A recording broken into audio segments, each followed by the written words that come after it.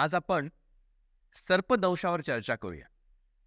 उन्हाळ्यात ऊन तापायला लागलं की माणूस जसा अस्वस्थ होतो ना, तसे साप, विंचू हे प्राणी पण अस्वस्थ होतात. गारव्याच्या शोधात इकडे तिकडे फिरू लागतात. अशा वेळी चुकून आपला पाय त्यांच्यावर पडला की ते दंश करतात. अशा सर्पदंशाने सर्वसाधारणतः वाटणारी भीती आपल्याला गर्भगळीत करते. विषारी सर्पदंशाने मृत्यू देखील ओढवू शकतो.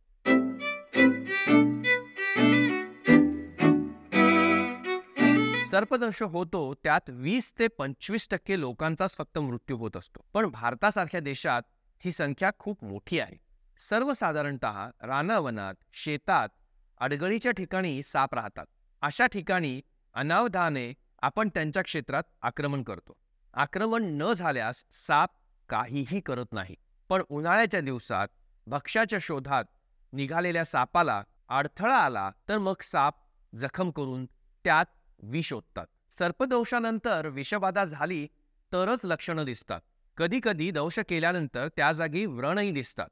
ती जागा सुजते आणि काळसर काळी निळी होते. विलक्षण वेदना आणि आग यामुळे रुग्ण हैराण होतो. काही तासातच विष अंगात भिनल्यानं लक्षणं दिसायला लागतात. विषबाधा झालेल्या रुग्णांची त्वचा फिक्की पडते.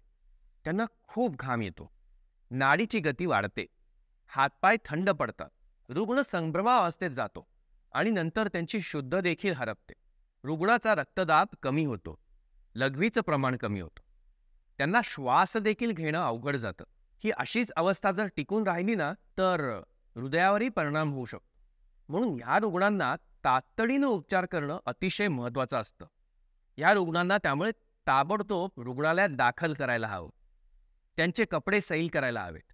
ज्या ठिकाणी आपल्याला सर्पदंश झाला आहे तेथील भाग सुजत असल्यानं तेथील घट्ट दागिने, अंगठी, बांगड्या काढून टाकायच्या. रुग्णांनी कमीत कमी हालचाल करायला पाहिजे, म्हणजे विषशोषण कमी होतं. रुग्णास धीर देणं फार महत्त्वाचं असतं. दंशाच्या जागी कोरड्या, स्वच्छ, जंतुविरहित कापसाने स्वच्छ करावी.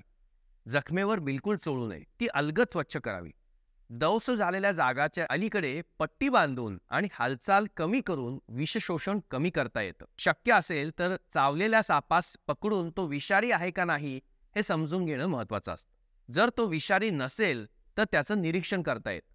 हॉस्पिटलमध्ये अशा रुग्णांना विशेष दक्षता कक्षात ठेवून त्यांचं क्षणाक्षणाला निरीक्षण करायला लागतं.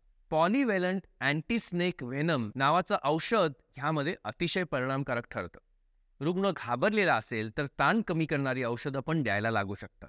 त्वरित आणि सुयोग्य उपचारांनी ह्या रुग्णांचा जीव वाचू शकतो. सापाप्रमाणेच विंचवाचा दंशही खूप वेदना देणारा असला तरी सर्वसाधारणपणे तो जीवघेणा असत नाही. काळा विंचू, मोठी इंगळी हे अपवादात्मक दंश आहेत.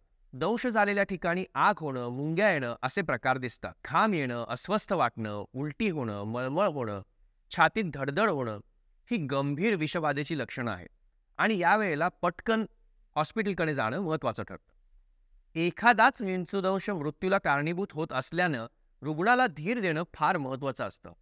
विंचूदंश झालेल्या ठिकाणी थंड बर्फ लावावा किंवा वेदनाशामक औषधांचा वापर करावा. दंश झालेल्या ठिकाणी इंजेक्शन देऊन जागा बधीर करता येते. विंचूदंशावर लस उपलब्ध नसल्याने अशा तात्पुरत्या उपायांनीच मात करता येते. सर्पदंश, विंचूदंश टाळणं महत्त्वाचं असतं. आपल्या अंगभर कपडे असतील, पायात बूट असतील तर असे दंश होणं अशक्यच आहे. रस्त्याच्या मधून चालावं. दाट गवत, झाडं असतील तिथं जाणं टाळावं. साप, विंचू ज्या ठिकाणी असतात अशा ठिकाणी पाय उंच आपटत आपटत चालावं. साप दिसलाच तर तिथंच थांबावं. पळापळ करू नये. एवढी जरी काळजी घेतली तरी सर्पदंश होण्याची शक्यता खूपच कमी असते, हे लक्षात घ्यायला हवं.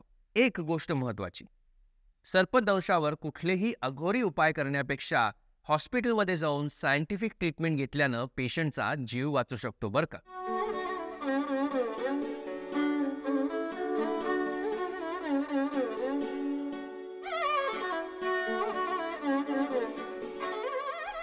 आजचा विषय संपला असला तरी आपलं ध्येय संपलेलं नाही.